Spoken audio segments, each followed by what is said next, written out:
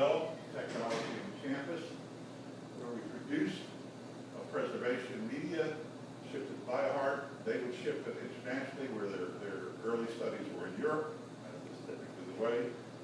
Stem cells would be harvested, returned back to the U.S. to another company to process them in our technology for the shipping and Cambrex, and then they would ship it back again for injection into the patient. And our solution was an injectable material, FDA approved. So we're able to give them days of preservation on either side of it so they can proceed with that particular technology. And it's a liquid media. Sometimes we jokingly refer to it as Gatorade for cells. But it provided the right kind of environment for the cells to survive at low temperatures for prolonged periods of time. And there are just sort of a couple of products. So this photograph is one of my graduate students over a styrofoam box with some dry ice and warm water, and there's a nice mist. And the photographer at campus would come in and take a picture, and we saved many thousands of dollars. But anyway, after BioLife, well, BioLife was here. They needed to do more and more research. Since BioLife had been acquired by a pair of Zurich investors, they lost eligibility for U.S. government grants, STOC grants, because they were not 51% owned and operated by U.S. citizens. My son then, who was finishing his postdoc at Harvard, came back, started CPSI Biotech, which was doing initially contract research for BioLife. When they left, began to develop his own, essentially, product line. The company is in pre-commercialization stage. It's developing a number of products, primarily related to the surgical marketplace.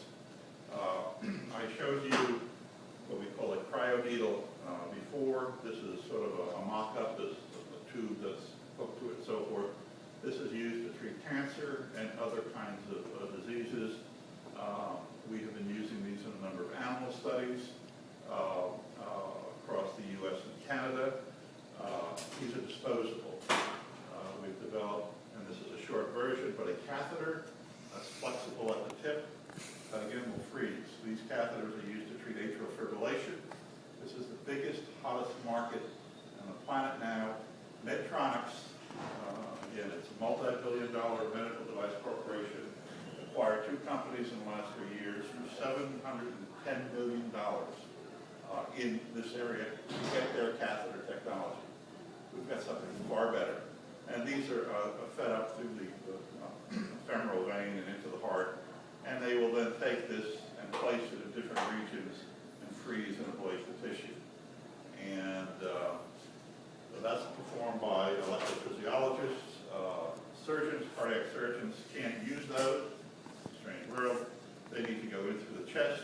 And we've developed technology where they can go into a small opening, place a flexible tip catheter that will freeze along the surface of the heart and ablate those regions in that particular area.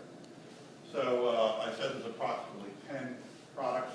There are 3 devices and numerous disposables. There's now 15 staff, and the company has been funded primarily by SBIR grants, secondarily by self-funding from foolish father and son. We live as I live as a graduate student in the past. I did all right as a graduate student, but there's nothing extra, just all going at the company. I thought, why am I not in Florida? Not with the alligators. You know the picture. And research contracts. And in the past, in these 6 years, we've spent about just under $7 million. Our business model is flexible. We are an IP development corporation. Extraordinarily risky business to be in because we have to get the patents first to have any value. We have lots of patents filed, and there's lots of companies interested, and they're all putting offers on the table, but there's severely discounted until a patent is issued. We have a list of venture capitalists who will give us exactly what we've asked for to finish development. We're asking for about $7 to $10 million, but they want 80 to 85% ownership of the technology. And, you know, we'll still make sacrifices as best as we can until we do that. Companies like this rely heavily on the largesse. As a former dean at Binghamton called it, it's corporate welfare, SBIR grant. And unfortunately, in the last 6 months, there's been so much monkeying business going on with the federal budget and with an NIH DAR to review expenditures. Everything is being delayed. And so it puts a lot of stress on the system. But nonetheless, we continue. And we anticipate, well, we have a number of awards pending, and we anticipate some licensing activity within a fairly short period of time. Right now, we partner with Biotech Industry on the stem cell initiative. We've received one of 5 grants that the state has issued, well, statewide, to help develop a stem cell present in the state of New York through NISTEM. That's interesting, but in itself, it's an indication that they can't really be serious because you just can't give out 5 grants to try to develop the stem cell market when you have nations committing much of their gross national product to do the same kind of thing. But we do that. In fact, tomorrow, I have 36 Binghamton students coming out to CPSI Biotech for their laboratory exposure. They will play with 2 stem cell lines that we grow there and learn how to handle and manipulate them and so forth. So, yes. Just curious, what's your international patent policy in this case? We get them both. I mean, we have an in-house patent counsel, which is a bit unusual. When you say you get, I mean, how broadly are you in Europe and Asia? And Primarily Europe. We look a little bit at Asia, but again, there are limits. And we started to go, and this is where Dan has to cover his ears, we started to go with a local law firm to do patents, but the cost very quickly exceeded the cost of his hiring on a patent attorney. So we brought a former Binghamton graduate student who got her law degree at Syracuse and worked for 3 years at patent counsel at Corning and brought her back to work with us. And I'll tell you how we managed to bring people back from around the country who've been to the area and left and so forth. I think we have 8 or 9 patents pending right now, and everything goes international and domestic. And of course, but again, as a startup, when you dealt with patents, you have to play the games on extensions, et cetera, to keep money going. We have a couple companies that are doing extensive FTOs, freedom to operate, on our technology, which is an early, critical step in due diligence. We would like to be able to do that ourselves, which you hire an independent law firm to evaluate the entirety of your technology. But those evaluations cost $30,000 to $100,000, depending upon whether law firms more regional versus DC or Boston or something like that. We just can't do that. At any event,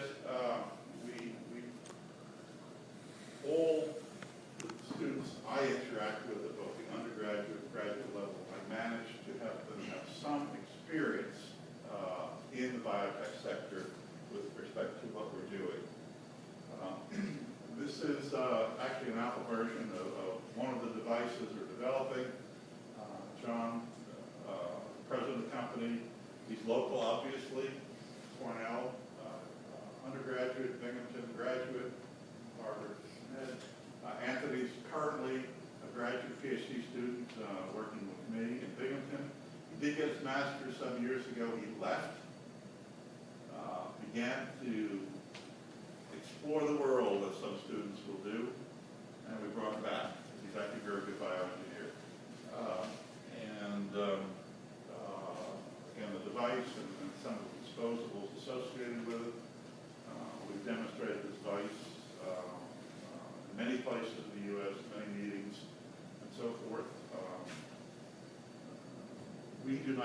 manufacture it, nor do we want to develop a sales and marketing force. We want to license the technology. So back to the industry. So we started with our cryosurgical device. As I said, we grew for a number of years.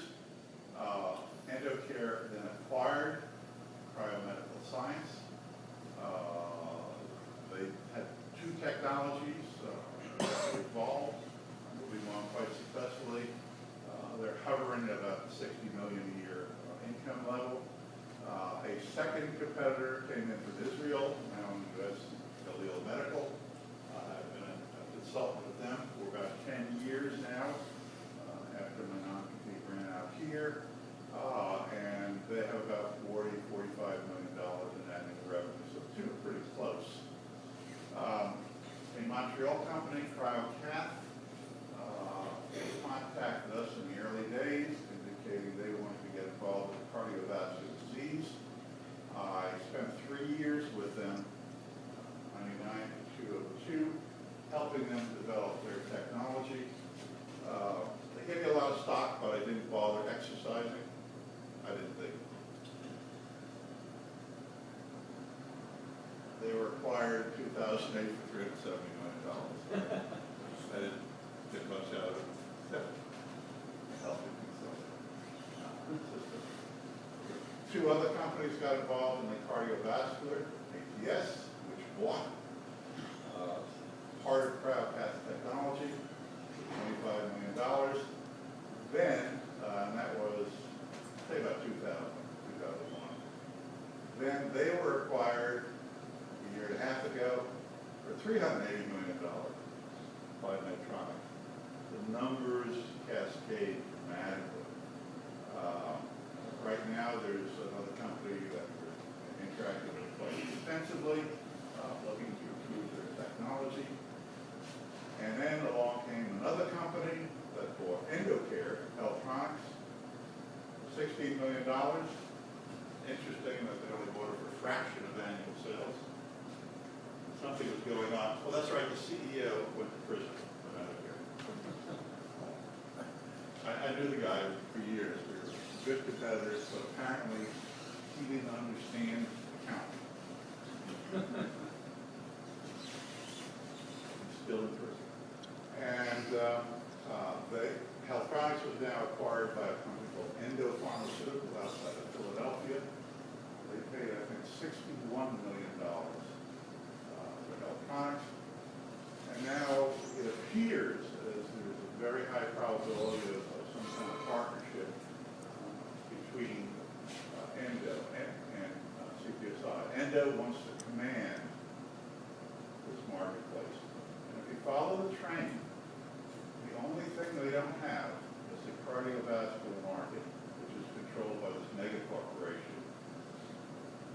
Endo wants to control all of neurological disease therapies in the U.S. and worldwide. And so they have acquired this and that directly. They are no doubt going to bring on this, and they're no doubt going to look at a new technology. So it's an interesting change. But again, an industry was developed. Unfortunately, only bits and pieces of it were local as we grow here. But the way we're talking with all the players here and other groups with respect to CPSI Biotech is that we retain a component of the technology here, and that we become their R&D arm. And most are very willing because we are sort of the experts in it to do that. In the future, this is something entirely different and something very new, and I'm only going to use this as a placeholder of the name. BU is now partnering with a number of members of the local and regional health community